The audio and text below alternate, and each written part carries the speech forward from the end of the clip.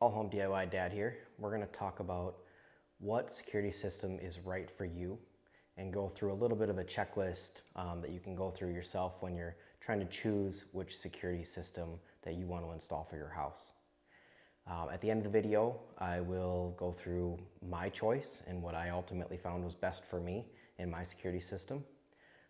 First things first, I think we should talk about the different types of cameras and security systems that are out there for you. There is a vast array of different types of security cameras and systems out there to choose from, and it can be very confusing. Even within the same brands of security systems, there might be multiple different options to choose. There are indoor cameras. I'm not going to spend a lot of time talking about those today. If you're looking at a security system, generally most people are choosing outdoor, but indoor cameras can be good too. If you want a nanny cam or baby cameras, even just monitoring inside your house for security reasons, or in your garage, you could use an indoor one. But generally, the indoor ones are just a little more discreet. They're similar to the outdoor ones in the features and the way you power them, or Wi-Fi, all the options.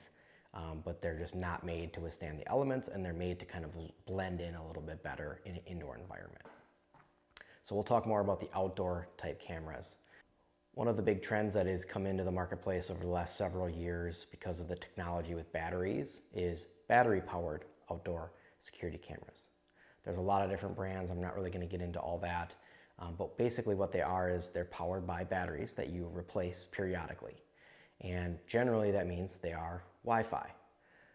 Wi-Fi is the big term, big selling point for these things because it's basically low cost, it's easy to install. So you basically mount them where you want them to outside and point them to the direction you want, set them up with your phone, and they usually connect to a hub that you would place inside your house that basically sends the signals and connects to the cameras and connects to Wi-Fi. Or they can have a hub and a cloud system, or one or the other. And a cloud system would be the camera connects to the internet by Wi-Fi and then to the cloud for whatever server or brand of camera that you use, and that's where your recordings are stored. Battery-powered cameras are generally going to be only recording motion activity. So a motion event trips the camera sensors to start recording, and then that recording ends and it's sent to the cloud or to your hub, and you can then view that via an alert on your phone or however the system is set up. The only problems that you have with battery-powered cameras that send alert only is they're not recording all of the time. So when it starts recording, it's usually in the middle of whatever event is happening.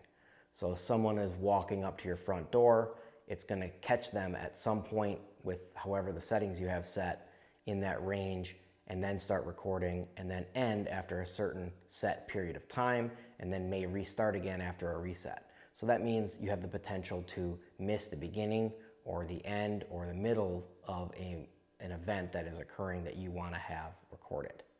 You also have to worry about replacing batteries. Obviously you need to power it somehow, and that is through replaceable batteries. And depending upon where you live, you have different weather conditions and moisture, humidity. Batteries can go bad. They don't last as long in the cold or extreme heat.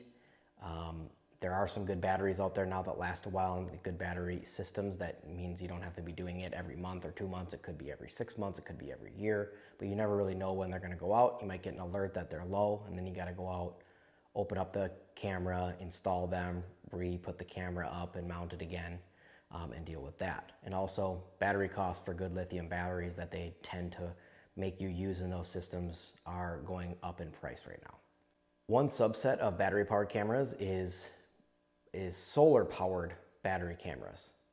So basically you have a solar panel that you would run a wire to the camera wherever you have it mounted and power that camera via solar. There usually is an internal battery as well, a rechargeable battery that would be used by the solar panel to recharge it so that you can use the camera at night still. Obviously you still want to be recording at night.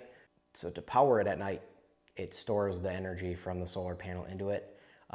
And that you have to take into account the looks and locations of the solar panel and if you get good light. I've seen positive and negative with the reviews on those. If you have it in a full sun area, you're probably going to be fine, but you also then have to worry about shade, trees, weather events, dealing with the solar panel, hail, snow, ice, all of those type things that will affect basically the lifespan of that panel and also the lifespan of the battery, because you may not be fully charging it during the day. There's also batteries that are Wi-Fi but not battery powered. So if you're looking at cameras like that, generally that means you're going to have to power that camera somehow, and that would be running low voltage wire to that camera to supply it with continuous power. These cameras will run off of Wi-Fi and get their power from the low voltage, and you'll have a lot more features with that because it'll be continuously supplying power to the camera instead of only recording, motion events, those type things. It can always be recording if you have it set up with a video recorder, and you have a lot more features that you can then access as part of that. And generally you can have better lighting, better infrared lights, a little better lenses, all of those types of features. Let's talk a little bit more about the Wi-Fi cameras. It's a big subset, and there's obviously a lot of different ways you can go with a Wi-Fi camera. The one thing that you got to think about with the Wi-Fi cameras is the usage of your actual Wi-Fi itself. Having 10 Wi-Fi cameras basically means you need to have a very good Wi-Fi system with coverage all over that extends to outside of your house, because you're putting cameras outside your house. And then also that bandwidth that is then taken up by constantly streaming or recording those Wi-Fi events. If the Wi-Fi camera is only doing motion events, it may not use up that much bandwidth, but it is still a device that is connected to your Wi-Fi network at all times, even if it isn't recording or uploading videos. The next subset of cameras to think about is cameras that are not Wi-Fi. That means they are connected directly to your internet system via an Ethernet cord, and those are generally called PoE cameras, or Power over Ethernet cameras. And what that means is the Ethernet cord, which is a Cat5e or Cat6, supplies the internet to the camera, but it also supplies power to the camera through the same cord. So if you're thinking about doing a wired camera, you don't want to deal with batteries, PoE is really the way to go versus doing a Wi-Fi camera that is then plugged into another power source, because you still have to run a wire. You may as well run an Ethernet cord that can supply both power and internet to that device and make it a lot more stable and a lot less strain on your Wi-Fi system. These cameras generally have the most features. They can get quite a bit of power through an Ethernet cord, so you can have good spotlights, really good infrared lights. You can record all of the time. You can put SD cards inside of them if you don't have an NVR to record motion-only events, and they have a cache basically that they use so that they can record and write over itself constantly until a motion event happens, and then basically start 15, 30, 60 seconds ahead of that motion event so that it captures everything that happened, and then continuously record until that event is done so you don't miss anything. If you have a Wi-Fi camera that is continuously powered, that can do those same things. This is just kind of all in one, internet and power combined. I've got a couple examples here of some of the cameras I've talked about. This is a blank system, an indoor and an outdoor. Older models, these are no wires, battery powered only. You use lithium batteries, and generally it lasts 6 to 12 months depending upon how many motion events you are setting for it to record, the settings that you use, all of that. It has a light on it and infrared so that you can view better at night. The indoor one is just basically similar to the outdoor, just in a case that isn't waterproof.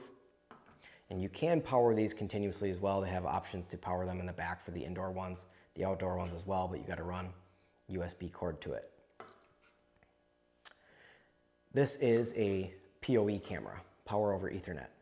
So obviously a lot more robust. It's a waterproof housing, mounting, and you can adjust it how you need to.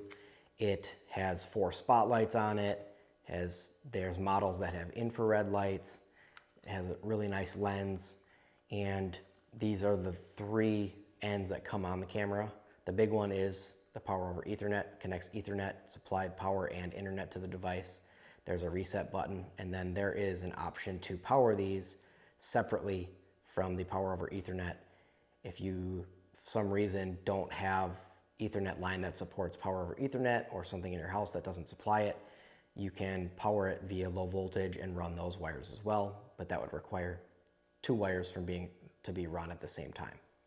Other cameras out there are doorbell cameras. You've all seen those. A lot of people have them now. They're very easy to install and run. Generally, doorbell cameras are Wi-Fi, and then a lot of them run off of your existing doorbell wires. You wouldn't think that that would be enough power to run a camera, but it is. So you actually take out your doorbell, install the new camera, and use those cords that were connected to your doorbell to power the camera. They may have an SD card in them, or they may just work by Wi-Fi to a cloud or a hub, or to even your video recorder. There's many brands, many different types out there. There's a lot of options for those. One thing you're going to want to look out for with the Wi-Fi cameras or the doorbell cameras is subscriptions. If it works on a cloud-based service, generally there's going to be some type of subscription that you need to pay for them to house your recordings. You can bypass that. I think that there are some brands out there that have a free one for a certain amount of storage, so if you don't care about storing yours for a long period of time, you may get away with it, or you can get a video recorder that it would stream to and it would always be recording. Another niche type of camera is remote cameras. So these are cameras that are generally solar powered or connected to the grid, but are in an area where you don't have an internet system to connect them to. So in that case, you use a 4G SIM card or some type of card that is connected to cellular networks, and you can actually view your cameras remotely, get alerts from devices that are out in the woods as a trail cam, or at a remote property that you have without internet, all of those types of situations. Another part of a security system that you should be aware of is an NVR. That is a network video recorder. That is a device that connects to the internet or not, and it actually pulls all of the feeds from the cameras that you would have and records them onto a hard drive. And it will store them for a certain amount of days until the data is taken up, and then it will write over itself so that you have a stored cache of all of the video recordings for your cameras for a certain period of time and can access them whenever you would like to. Generally, these systems are smart now. You come up to the internet, you can view your NVR on your phone. You can then go to the NVR and have a screen attached to it, save clips that you need to, and do all of that types of stuff. It gives you a lot more features and good security because it's housed inside your house and it's not a cloud-based. If your internet goes out, you still have it recording and can access those cameras, and you don't rely on your Wi-Fi signal to do that. Even if your internet is out and you have an NVR connected to your cameras via power over Ethernet, you still get them recording. It's not reliant on internet whatsoever, and you can still view those within your home network. Now that we went through the different types of cameras, let's talk about some questions that you should ask yourself when you're going to pick what you need. The first is, do you want indoor or outdoor? It's a trivial question, and if you only want strictly indoor, go look for indoor cameras, but honestly, outdoor cameras work well indoors as well. They just aren't as discreet like I talked about before. And the reason you want to make sure that you look at indoor outdoor on the specs of a camera is if you're using one outdoors and you accidentally buy an indoor camera, it's not going to last long. You're going to be wasting a bunch of money because it's not made for the elements. So make sure you get an outdoor camera if you're going to be setting one outside. The next question is, what are you actually going to be using your security camera system for? People have them for a lot of different reasons, different scopes. If you just want to track when packages are coming to your house or when a visitor is coming and rings your doorbell and have smart alerts and all of those things, a doorbell camera is probably going to work just fine for you. You can get a Wi-Fi one, you can put an SD card in it that can store it, you can pay for a subscription and view those recordings whenever you'd like, or go basic and may not have to have a subscription if you just want alerts based on when somebody is at your door or when you get a package. But if you want to go more robust, you want to have some alerts in different places outside of your home, different entry points. Don't necessarily need things recording all the time, but you just want to be alerted, when something is happening. You probably can just get a few Wi-Fi cameras that are connected to Hub or a subscription service and will record those events and alert you when those happen. They have some pretty good options now with pretty good lenses, spotlights, those types of things. So you can always choose those options. Or you can go the full system route. If you are wanting to have full monitoring, alerts, always recording, making sure you have a fail-safe, for a backup, if your internet goes out and you can't access the actual cameras through your system, you will want to get a full power over Ethernet system with an NVR, connect it all, run all the wires, do all those type of things. It's definitely more work, but if you want that full system, that's what you're going to be having to do. Another scenario we've seen, a lot of people just want cameras in their garage, entry points to their house. So, doorbell camera would be fine for that. And then for garages, they also make cameras called fisheye cameras.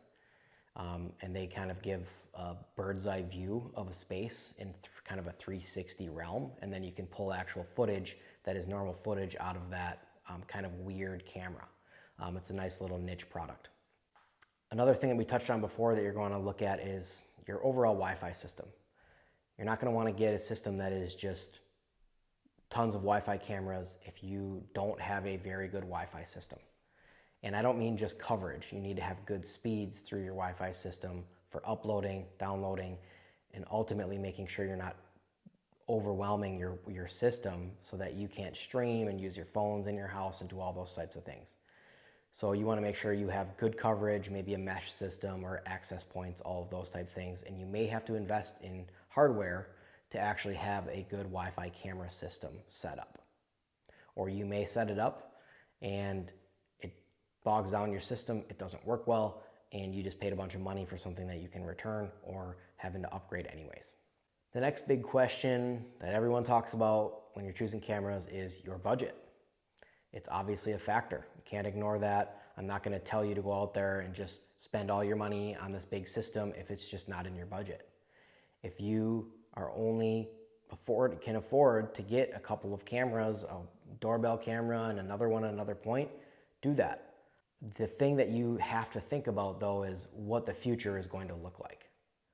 So your budget may be different now than it is in a few years. And is that okay with you to spend a little bit of money now, knowing that in a few years you're going to want to be upgrading and you just spent some money that is now, moot, and you're not going to be using the system anymore and you're going to get a whole new one.